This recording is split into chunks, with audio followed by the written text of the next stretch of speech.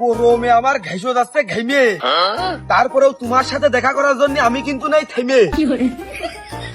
কোনে মানে আমি তোমাদের বাড়ির ধরে ঘাসের বই দেখা নাম করে লাভিছি, তুমি তোমার মিঞ্চের হাতে ওই গরু আর গরুর দইটা ধরাই দিয়ে ওকে মাঠের থেকে খোয়াই আনতি। হায় হায়, মাঠমুখী পাঠিয়ে দাও তোমার মিঞ্চেটা, চান্ডা মিটার ফেটে যাচ্ছে। আমি আসতেছি, তুমি ওর পাঠাও, গরুর সাথে করে পাঠাও, মাঠমুখী করো। আমি চলে আইছি তোমার বাড়ির আশপাশে। আমি দেখো দিদি এর কি হরলিক্স খাওয়া মোটা করবো আমি? গরুর তো হরলিক্স হয় না, কিন্তু যত্ন করিয়ে ফুল ঘষিয়ে তো কিছু খোয়াই না, সে তো গায়ে লাগে না।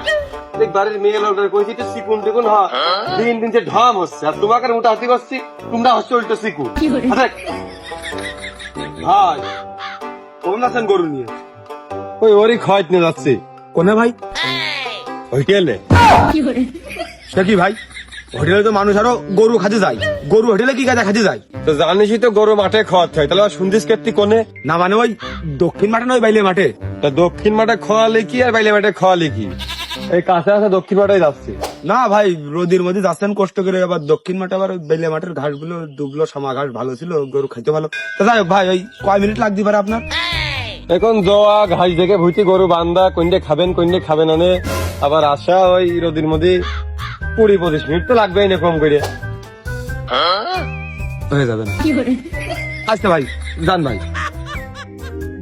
এত মিনিট শুনছিস কে? তোর কেমন আমার সাথে যাতে হাউস করতে না? আয় এত খাই সব কাল্লায় লাগিয়ে দেবো না, সুস্থ দেহ দিনি।